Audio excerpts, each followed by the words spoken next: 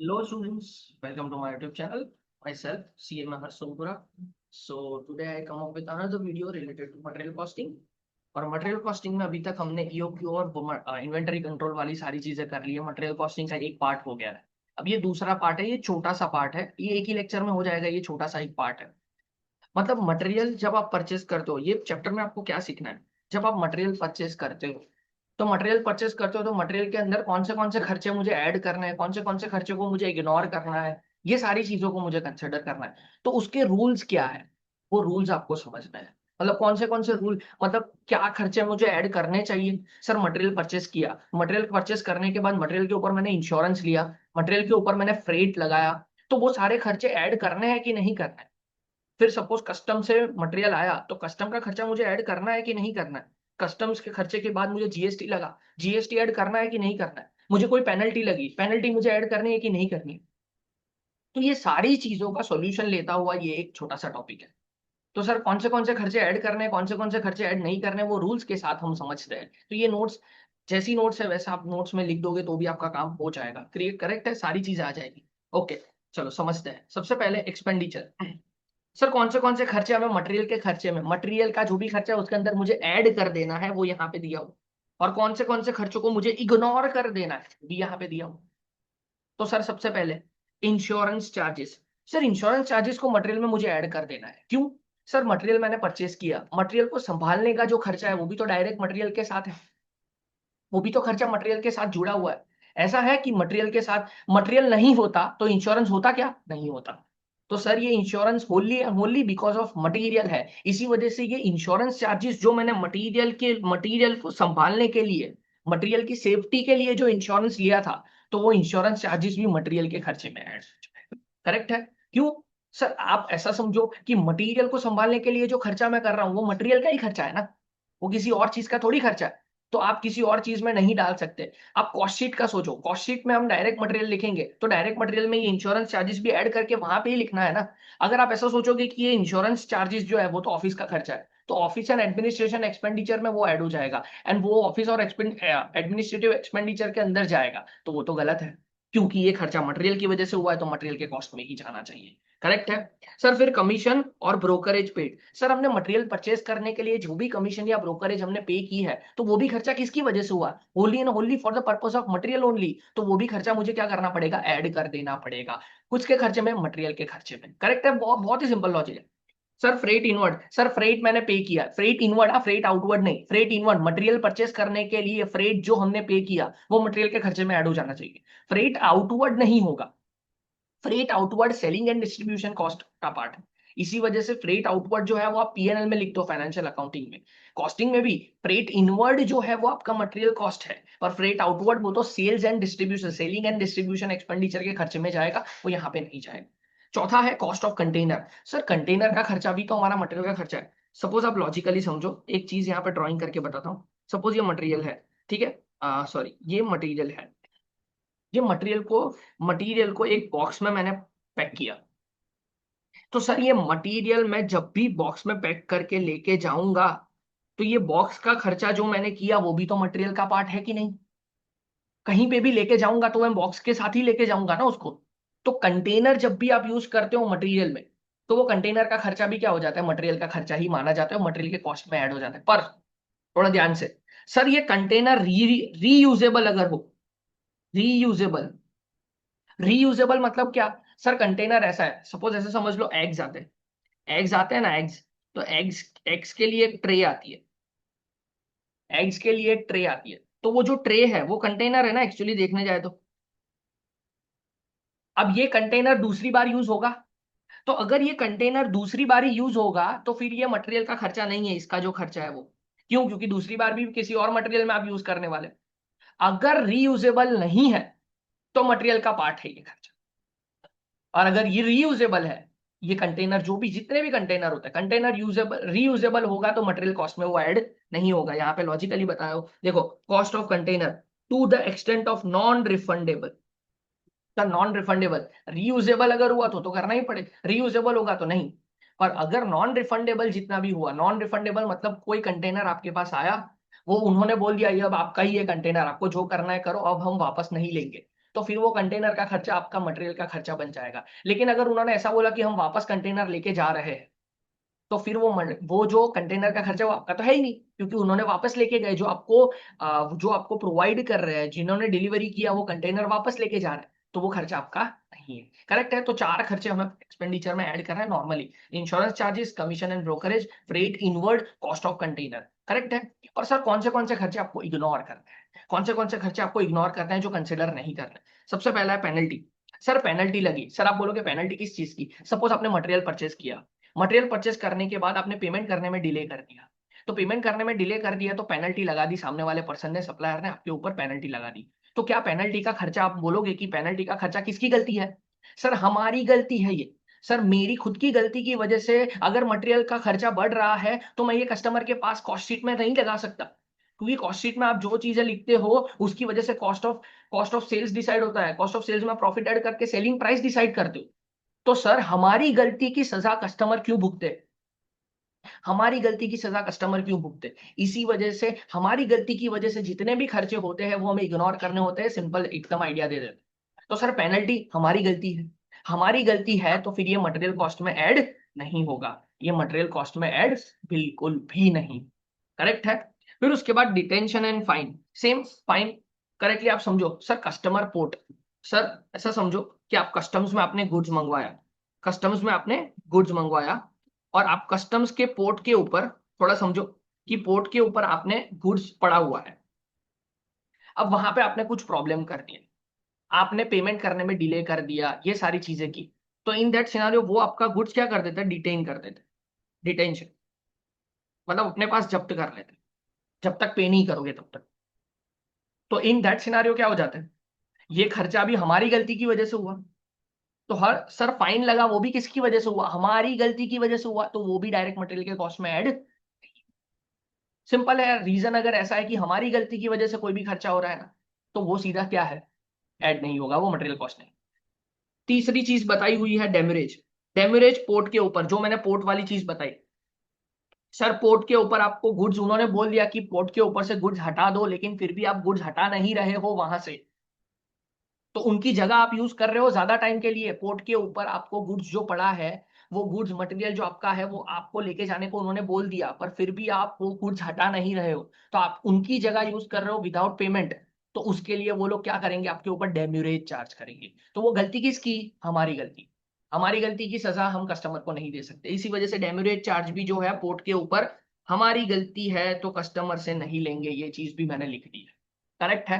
तो हमारी गलती की सजा कस्टमर को कभी भी नहीं मिलनी चाहिए। करेक्ट। ओके। सर अब कॉस्ट ऑफ, ये थोड़ा सा छोटा सा मैंने बताया कि कॉस्ट ऑफ मटेरियल में क्या क्या चीजें थोड़ा मटेरियल में इंक्लूड होता है। सर डिस्काउंट, मटेरियल में 3 चीजें आती है, एक होता है डिस्काउंट, एक होता है सब्सिडी, एक होता है duties and taxes. Sir discount जो है, डिस्काउंट जो है, अगर मटेरियल के ऊपर आपको डिस्काउंट मिल रहा है, तो 2 टाइप के डिस्काउंट को आपको माइनस कर देना है। एक होता है ट्रेड डिस्काउंट, जो खर्चे में से माइनस कर देना। क्यों? ट्रेड डिस्काउंट अगर मुझे मिला, तो इन दैट सिनारियो वो मेरा सस्ता हो गया ना, मटेरियल, मटेरियल सस्ता हो जाएगा। अगर 10 रुपए का है, उसमें 10% ट्रेड डिस्काउंट है, तो वो गुड्स मेरे को 9 रुपए में पड़ेगा, मतलब मैं ट्रेड डिस्काउंट कंसिडर करूंगा, ट्रेड डिस्काउंट को माइनस कर दूंगा अपने खर्चे में से। सर बल्क डिस्काउंट, अभी मैंने बताया कि बल्क में अगर आप गुड्स परचेस करते हो, तो वो तो आपको डिस्काउंट मिला, तो वो खर्चे में से माइनस कर दो। करेक्ट है। सीधा सीधा सर ट्रेड डिस्काउंट आपको माइनस कर देना है, बल्क डिस्काउंट आपको माइनस कर देना है। करेक्ट है। और तीसरी चीज आपको कैश डिस्काउंट भी है, वो आपको क्या कर देना है? इग्नोर कर देना। सर कैश डिस्काउंट क्यों इग्नोर करना है? लॉजिकली समझते हैं। सपोज आपने सपोज आपने सामने वाले कस्टमर, सप्लायर जो है, उसको जल्दी से पेमेंट करनी है। सर जल्दी से पेमेंट करते हो ना, तो आपको गुड्स सस्ते में देता है, वो डिस्काउंट देता है। सपोज आपको ऐसा समझाऊं, यहाँ पे एक समझाऊं, छोटी सी चीज समझाता हूँ, थोड़ा समझो, यहाँ पे समझाता हूँ। देखो, छोटी सी चीज समझाता हूँ। सपोज ए है, ये बी है। करेक्ट है। ए ने बी को गुड्स सेल किया। अब बी पेमेंट, उन्होंने बोला 2 महीने के बाद पेमेंट करना। कितने महीने के बाद? 2 महीने के बाद। अब ये बी जो है, बी ने अभी के अभी पेमेंट कर दी, एक ही दिन में। तो हालांकि 2 महीने बाद जो पेमेंट होने वाला था, वो आज पेमेंट कर दिया बी ने। तो बी बोलेगा ए को, भाई मुझे कुछ बेनिफिट दे तू, 2 महीने पहले मैंने जल्दी से पेमेंट कर दिया। तो वो आपका होता है ना, कैशबैक होता है, कैशबैक मिलता है आपको। अब कैशबैक आपकी खुद की वो, आपने खुद की वजह से ये कैशबैक मिला है। मतलब आपका फायदा है ये, करेक्ट है। ये आपका खुद का फायदा है, ये आपने अपनी चतुराई से, आपने अपने रैशनल से ये फायदा आपके खुद के लिए क्रिएट किया हुआ, करेक्ट है।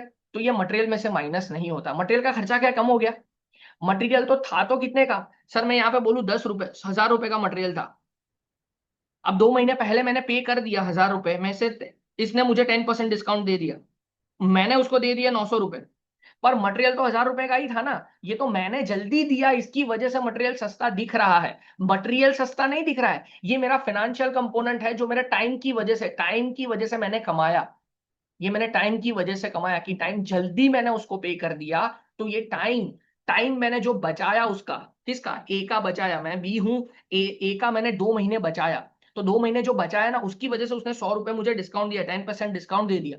तो ये 10% डिस्काउंट मटेरियल का खर्चा नहीं कम कर रहा है, ये फाइनेंशियल कंपोनेंट है जो मेरा फायदा है। ओके।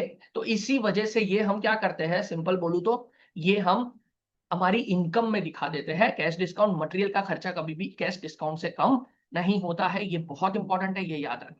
सर बल्क डिस्काउंट हो, ट्रेड डिस्काउंट हो, इट इज गेटेबल कि वो उसकी वजह से मटेरियल का खर्चा कम होता है। कैश डिस्काउंट की वजह से मटेरियल का प्राइस कम नहीं हो रहा है, हमारा खर्चा कम हो रहा है पर मटेरियल का कॉस्ट कम नहीं हो रहा है। करेक्ट है, ये थोड़ा लॉजिकली समझ लेना। Okay sir. इसके बाद सब्सिडी। सर अगर कोई बंदा आपको सब्सिडी दे रहा है, मतलब सपोज ऐसा समझ लो कि 100 रुपए का गुड्स है, 100 रुपए का गुड्स है। अब आप बहुत अच्छा काम कर रहे हो, कस्ट सोसाइटी के फायदे के लिए काम कर रहे हो, तो गवर्नमेंट आपको हेल्प करता है, पता है। गवर्नमेंट आपको हेल्प करता है। तो 100 रुपए का मटेरियल गवर्नमेंट ने बोला कि चलो 100 रुपए का खर्चा है ना, उसमें से 10 रुपए, 20 रुपए मैं दे दूंगा।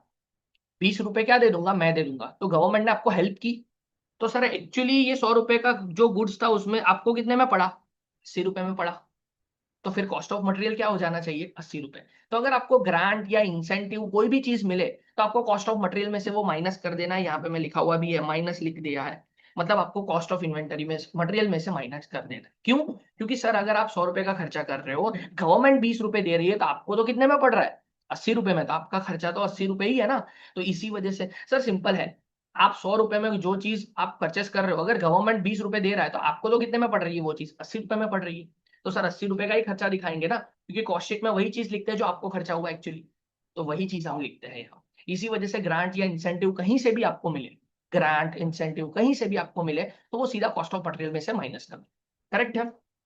फिर उसके बाद ड्यूटीज एंड टैक्सेस को कैसे कंसिडर करना है? ड्यूटीज एंड टैक्सेस को सर जीएसटी टोटली इग्नोर कर देना। जीएसटी आपको क्या कर लेना है? Totally ignore. क्यों? सर जीएसटी में आपको एक कॉन्सेप्ट आएगा आईटीसी करके।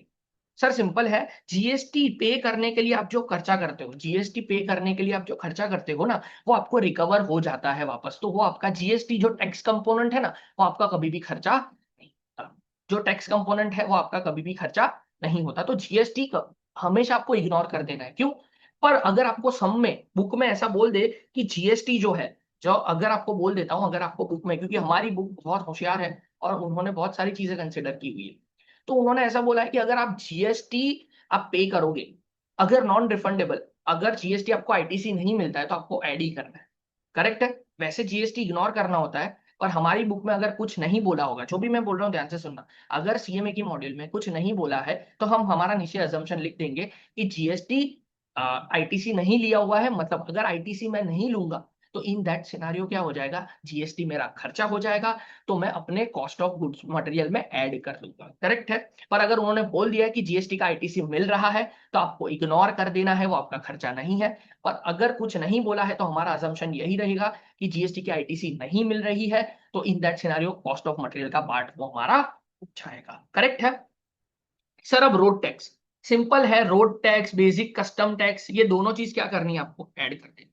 सर रोड टैक्स आप जो लगाते हो, सिंपल है, सर रोड से आ रहा है तो टोल टैक्स होता है ना। ये टोल टैक्स, अगर मटेरियल आ रहा है हमारा और टोल टैक्स लगा, तो वो टोल टैक्स किसकी वजह से अल्टीमेटली लग रहा है? मटेरियल की वजह से ही लग रहा है। मटेरियल को लेके आ रहा हूँ, इसी वजह से टोल टैक्स लगा, तो वो मटेरियल का पार्ट है, वो मटेरियल में ऐड कर दो।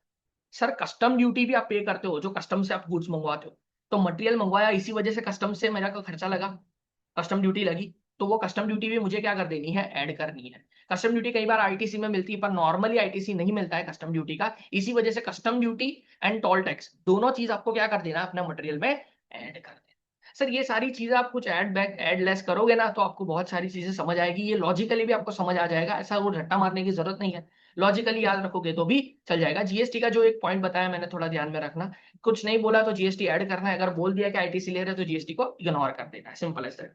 सर और आते हैं शॉर्टेज में। सर शॉर्टेज इतना डेप्थ में नहीं है, हमारी बुक में शॉर्टेज इतना ज्यादा डेप्थ में नहीं है, पर फिर भी बता देता हूँ क्या है शॉर्टेज। सर शॉर्टेज ये चीज है, आपको बोलूं कि सपोज आपने 100 यूनिट मटेरियल के मंगवाए, आपने 100 यूनिट मटेरियल के मंगवाए और रास्ते में 5 यूनिट बिगड़ गए और मेरे हाथ में कितने बचे 95, मेरे हाथ में कितने बचे 95।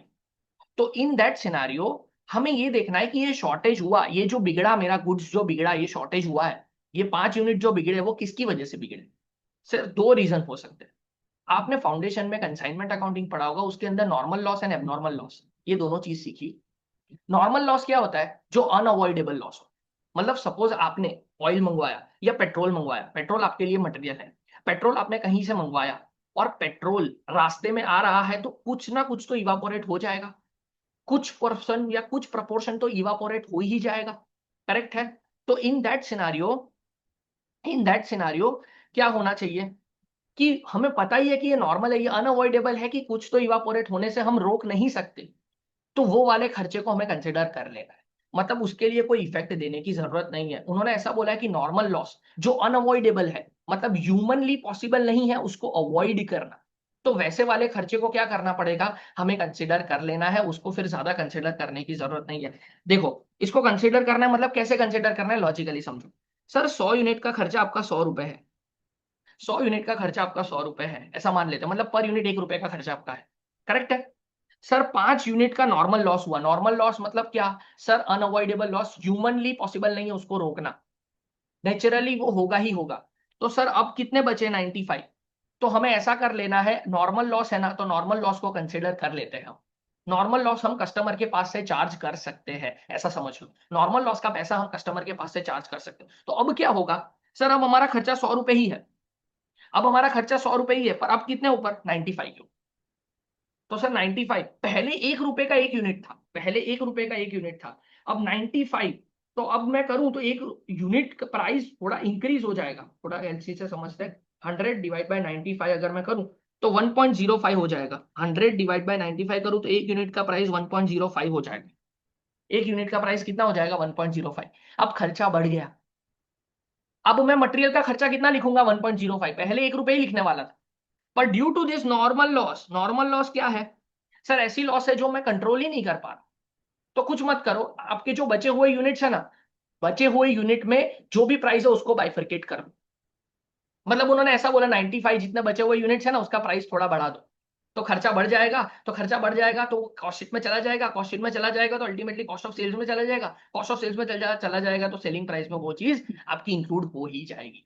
तो नॉर्मल लॉस उन्होंने ऐसा बोला है कि कंसिडर करो, इसी वजह से नॉर्मल लॉस की आप कोई इंपैक्ट देते ही नहीं थे, कंसाइनमेंट अकाउंट में भी नहीं देते थे, यहाँ पे भी नहीं देनी। क्यों, क्योंकि अल्टीमेटली ये खर्चा आपका बढ़ा देगा, पर यूनिट खर्चा बढ़ा देगा, क्या फर्क पड़ता है। पर अगर ऐसा हुआ, पर अगर ऐसा हुआ कि एबनॉर्मल लॉस हुआ, एबनॉर्मल लॉस मतलब आपकी खुद की गलती की वजह से कुछ हुआ है, आपकी गलती की वजह से हुआ है, नॉर्मली ये खर्चा नहीं होता है। कई बार ऐसा होता है कि सर आप पेट्रोल लेके आ रहे हो, पेट्रोल लेके आ रहे हो और रास्ते में एक्सीडेंट हो गया, तो पेट्रोल पेट्रोल 50% पेट्रोल गिर गया, तो सर ये तो आपकी गलती है, ह्यूमन, मतलब ये पॉसिबल था कि अच्छे से अगर ट्रक चलाते तो इन दैट सिनेरियो क्या हो जाता है, अच्छे से अगर ट्रक चलाते तो इन दैट सिनेरियो क्या हो जाता है कि अच्छे से वो आ ही जाता ट्रक, पर ये एक्सीडेंट हुआ तो ये तो एबनॉर्मल रीजन की वजह से हुआ, ये नॉर्मल रीजन नहीं है। तो जब कभी भी एबनॉर्मल लॉस होता है ना, वो हमें कहाँ पे डाल देता है, पीएनएल में, वो हमारे कॉस्ट ऑफ मटेरियल का पार्ट नहीं है, मटेरियल के खर्चे में से निकाल दो उसको। तो सर यहाँ पे अगर एबनॉर्मल लॉस होता है, ये थोड़ा ध्यान से समझते हैं, यही एग्जाम्पल को समझते हैं, एबनॉर्मल लॉस अगर होता तो, सर अगर ये एबनॉर्मल लॉस होता, सर 100 यूनिट 100 रुपए के, मतलब एक यूनिट 1 रुपए का, सर 50 यूनिट बिगड़ गए, सर 50 यूनिट बिगड़ गए तो 50 के 50 यूनिट, अब ये कौन सा लॉस हुआ, एबनॉर्मल लॉस हुआ, करेक्ट है, एबनॉर्मल लॉस हुआ। तो सर एबनॉर्मल लॉस हुआ ना, तो 50 यूनिट का 50 रुपए माइनस कर दो, अब 50 यूनिट बचे और 50 रुपए का कॉस्ट है, ये सीधा पीएनएल में डाल दो, कॉस्टिंग पीएनएल में। कॉस्टिंग पीएनएल में मतलब ये हमारा लॉस हो गया, ये हम कस्टमर के पास से रिकवर नहीं कर सकते। अब 50 यूनिट जो है उसका 50 रुपए का ही खर्चा है, और वो 50 रुपए का खर्चा कॉस्ट शीट में जाएगा डायरेक्ट मटेरियल में। पर हमारा ये जो 50 रुपए का खर्चा है, जो एबनॉर्मल लॉस हुआ, मतलब हमारी गलती की सजा कस्टमर क्यों भुगते, इतना याद रखो, हमारी गलती की सजा कस्टमर क्यों भुगते। तो सर कस्टमर को ये चार्ज हम नहीं कर सकते। तो सर नॉर्मल लॉस होता है, वो अनअवॉइडेबल होता है, इसी वजह से वो, उसकी वजह से हमारा पर यूनिट का खर्चा बढ़ जाता है, तो उसको हमने कंसिडर कर लिया, करेक्ट है। पर एबनॉर्मल लॉस जो होता है उसको हम कॉस्टिंग पीएनएल में डालते हैं। इसी वजह से हमेशा इंश्योरेंस जो लिया जाता है ना, वो हमेशा एबनॉर्मल लॉस के लिए लिया जाता है। इंश्योरेंस जो लिया जाता है वो हमेशा एबनॉर्मल लॉस के लिए लिया जाता है। क्यों? क्योंकि हमें पता नहीं है कि सर ये होगा कि नहीं होगा, अगर एक्स्ट्रा हो गया तो वो हमारे ऊपर आएगा, हमारे ऊपर आएगा, तो इसी वजह से इसका इंश्योरेंस करवा दो। सर नॉर्मल लॉस जो होता है ना, वो तो हम क्या करते हैं, सीधा सीधा बाइफरकेट कर लेते हैं और पर यूनिट का प्राइस बढ़ा के हम कस्टमर के ऊपर डाल देते हैं वो तो। पर एबनॉर्मल लॉस हम कस्टमर के ऊपर नहीं डाल सकते, तो उससे बचने के लिए हम क्या करते हैं, सीधा सीधा इंश्योरेंस क्लेम कर देते हैं, करेक्ट है। तो इतना कुछ खर्चा था। नेक्स्ट वीडियो छोटा सा एक बनेगा जिसके अंदर मैं आपको सम करवाऊंगा इसका। तब तक के लिए thank you, keep shining, keep growing.